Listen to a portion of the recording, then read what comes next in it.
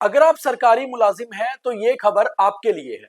अगर आपने अपने बिजली और पानी का बिल नहीं चुकता किया तो भी ये खबर आपके लिए है, क्योंकि जम्मू के डिप्टी कमिश्नर ने एक ऑर्डर निकाला है कि अगर आपने अपने बिजली और पानी का बिल चुकता नहीं किया और आप जम्मू जिले में सरकारी मुलाजिम हैं तो फिर आपकी फरवरी की सैलरी रुक सकती है। इसलिए इस खबर को पूरा देखिए और तुरंत अपना बिल भर दीजिए, एनओसी ले आइए और सबमिट कर दीजिए। वहीं दूसरी ओर इस बात को आज ऑर्डर निकले हुए 4 दिन हो चुके हैं और अभी तक हमारे माननीय विधायकों को जानकारी ही नहीं थी कि ऐसा ऑर्डर आया है, क्योंकि अगर सवाल उठाए ही नहीं जाएंगे तो सरकार को जवाब तलब कौन करेगा।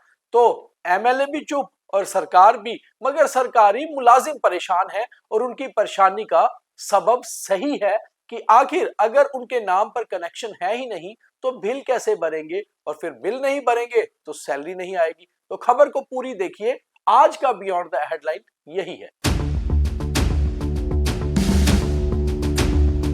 बिजली और पानी हमारी बेसिक एमिनिटीज हैं और इनके बिल चुकाना हमारी जिम्मेवारी। हम अपनी जिम्मेवारी पूरी करें, ये बहुत जरूरी है हमारे लिए। मगर कई बार कुछ ऑर्डर्स ऐसे निकल जाते हैं कि हमें लगता है कि हमारी जिम्मेवारी हमारी मजबूरी बन गई है।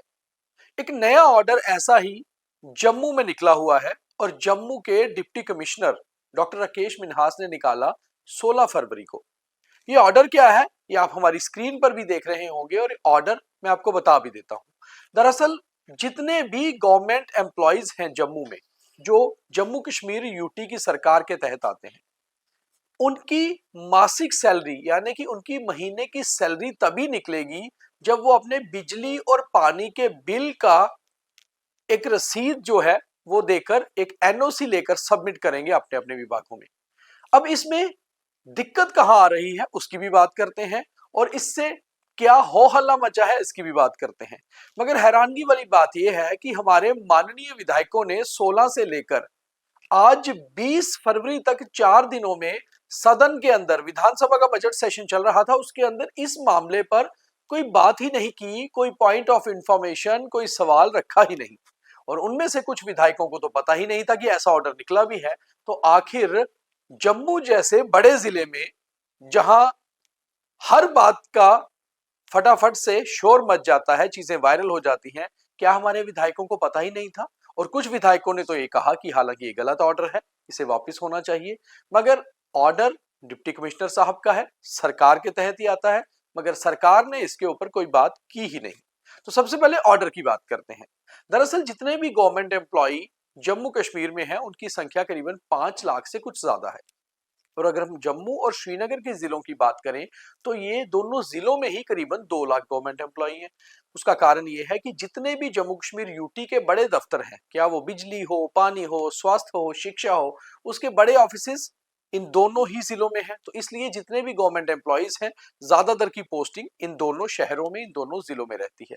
अब ऐसे में डीसी जम्मू ने, 20 जिले हैं जम्मू कश्मीर में और अकेले एक जिले में ऑर्डर निकाला है कि अगर जितने गवर्नमेंट एम्प्लॉय भी हैं वो, उनकी फरवरी का वेतन तभी रिलीज होगा अगर वो अपनी बिजली का और पानी के बिल की एनओसी सबमिट करेंगे। अब बड़ी बात यह है कि पानी का बिल तो तकरीबन सालाना रूप में आता है और सालाना रूप में जब आता है तो किसी का मार्च तक देना होता है, किसी को अक्टूबर तक देना होता है। अपनी पानी के बिल सबमिट करने के बाद एनओसी ला सकते हैं। मगर बिजली का बिल तो आजकल प्रीपेड है और आप 1 महीना, 2 महीना या 3 महीने का भी पहले ही सबमिट करते हैं। अब बहुत सारे गवर्नमेंट एम्प्लॉइज से हमारी बात हुई, क्योंकि वो कैमरा पे तो बोल नहीं सकते क्योंकि उनकी सर नौकरी का सवाल है, मगर अंदर खाते में कहीं ना कहीं सभी परेशान हैं। पहले तो काम का प्रेशर बहुत ज्यादा आजकल सरकारी मुलाजिमों पे रहता है और बहुत सारे ऐसे भी हैं जो अपना काम पूरी डेडिकेशन से करते भी हैं। अब इन सरकारी मुलाजिमों में पुलिस भी आती है और पुलिस के बहुत सारे लोग ये कहते हैं कि ये नया ऑर्डर जो निकला है इससे लेकर हम सारा दिन यही सोच रहे हैं कि पहले हम अब पानी बिजली के बिल की अपनी एनओसीज लेके आए या पहले अपना काम करें। हालांकि पानी और बिजली की सुविधा सरकार जो दे रही है उस हिसाब से जम्मू में अगर हम बिलिंग की बात करें तो तकरीबन बिलिंग का रेट अच्छा है, यानी यहाँ पर लोग अपने बिल सबमिट करते हैं। खास तौर पे जम्मू जिले की हम बात करें क्योंकि ऑर्डर यहाँ का निकला है। अब बहुत सारे सरकारी मुलाजिमों ने हमसे अपना नाम छुपाने के शर्त पे ये कहा कि बहुत सारे लोग तो जो अपने घरों में रहे हैं उनके पानी या बिजली के बिल तो उनके मुखिया के नाम पे हैं, यानी कि उनके माता या पिता के नाम पर, क्योंकि घर उनके नाम पर है। बहुत सारे ऐसे भी हैं जो किराए के मकानों पे रहते हैं, उनके बिजली या पानी के बिल उनके मालिक मकान भरते हैं। तो ऐसे में एनओसी कहाँ से लेकर आएंगे? एक तो ये दिक्कत बहुत ज्यादा आ रही है, और कम से कम 30 से 40% तो ऐसी दिक्कत है। और बाकी कुछ लोगों का ये कहना है कि कई बार वो ये भी सोचते हैं कि 3-3 महीने का बिल एक साथ दिया जाए। तो अभी अगर 2 महीने बाद बिल देना है या अगले महीने देने का सोचा है, तो ऐसे में एनओसी की एक नई उलझन। और ये फरवरी महीना है और मार्च में तकरीबन एग्जाम्स होते हैं, और लोगों का प्लानिंग होती है कि सबसे पहले वो अपने बच्चों की एडमिशन्स की प्लान कर लें। तो ऐसे में फरवरी महीने की सैलरी अगर नहीं आती है तो उनके लिए एक दिक्कत हो जाएगी। अगर ये डिले भी होती है एनओसी की वजह से, तो भी उनके लिए दिक्कत हो जाएगी। अब हमने सोचा कि बजट सेशन चल रहा है तो क्यों ना माननीय विधायकों से बात की जाए। तो माननीय विधायकों से जब बात की तो सबके अलग अलग तर्क थे। कुछ ने तो ये कहा कि उन्हें इस बारे में कोई ज्ञान ही नहीं है। अब इसमें पता है मसला क्या है? इसमें मसला ये आ रहा है, नहीं इसमें मसला ये आ रहा है कि जैसे नहीं, आप उनकी तनख्वाहें बंद करने का कोई, मुझे नहीं लगता कोई उसमें कोई ऐसी, लेकिन ऑर्डर डीएम का आया कि तनख्वाहें बंद कर दी जाएंगी अगर उनके किसी फैमिली मेंबर परिवार के से नाम जुड़ा हुआ होता। ऐसे उनके अगर कनेक्शन है तो भी इनकी मतलब तनख्वाहें काटी जाएगी। वो क्यों? ऐसा तो नहीं होना चाहिए। मुझे नहीं लगता है कि ये मतलब कोई सही निर्णय है, ठीक है ना। तो तनख्वाह तो उनको मिलती है जो वो ड्यूटी देते हैं, जो काम करते हैं। तो अगर किसी का पानी का बिल ड्यू है तो वो उस हिसाब से मतलब पानी का बिल उनसे ले सकते हैं। तो तनख्वाह बंद करना तो मुझे नहीं लगता कोई ये उचित निर्णय है या कोई सही आर्डर। कुछ का ये कहना था कि अगर हमारे जिले में ऐसा होगा तो हम देखेंगे जम्मू के डीसी जाने या जम्मू के विधायक। पहले तो मैं आपका शुक्रिया अदा करूंगा। ये जम्मू की बात है, डिस्ट्रिक्ट डोडा में कोई ना ऐसा आर्डर निकलेगा ना हम निकलने देंगे। ये गलत बात है, क्योंकि ये जम्मू वाले जाने, जम्मू के विधायक जाने और डीसी जम्मू जाने। और कुछ ऐसे थे जिन्होंने बहुत जेन्युइनली ये कहा कि ऐसे ऑर्डर दरअसल नहीं आने चाहिए, क्योंकि बिजली और पानी विभाग में काम करने वाले लोगों को भी शायद कई बार आगे पीछे दिक्कत आती होगी बिल देने में, मगर जम्मू कश्मीर में लोग अपना बिल देते हैं, खास तौर पे जम्मू में। तो ऐसी दिक्कत क्यों लानी जिससे काम के प्रेशर के साथ साथ एक्स्ट्रा प्रेशर आ जाए। देखिए जो भी ये ऑर्डर निकाला है उसको इमीडिएटली विड्रॉ करना चाहिए।